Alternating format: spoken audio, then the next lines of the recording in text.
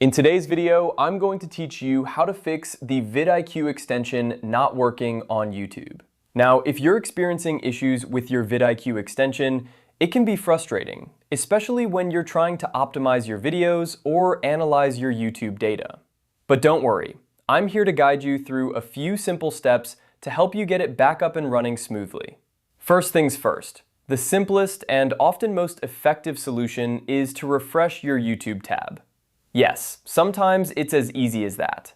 Browser tabs can occasionally glitch, and a quick refresh can resolve minor issues. So go ahead and click that refresh button or press F5 on your keyboard and see if that does the trick. If refreshing the page doesn't work, the next step is to check your browser's extension icons. You'll usually find these at the top right corner of your browser window, often near the download icon. Look for the VidIQ extension icon in this area. If it's not visible, it might be hidden, so make sure to click on the puzzle piece or extension button to reveal all your active extensions.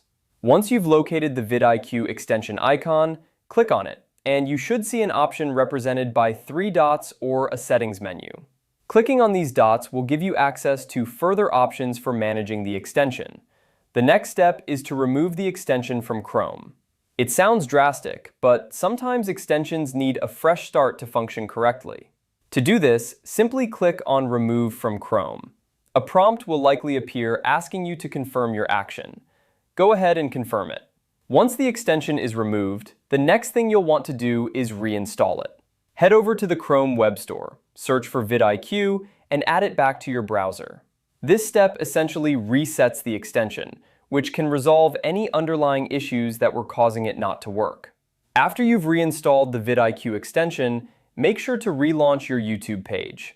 This will ensure that all changes take effect and that the extension has been properly integrated with your browser. With these steps completed, your VidIQ extension should be working as intended. Remember, extensions can sometimes misbehave due to various reasons, such as browser updates, conflicts with other extensions, or changes in YouTube's own codebase. These steps are designed to address those common issues without too much hassle. And there you have it! By following these steps, you should be able to fix any problems you're having with the VidIQ extension on YouTube. Thank you for watching, and I hope this guide has been helpful in resolving the issue. If you found this video useful, don't forget to like and subscribe for more helpful tips. Have a great day!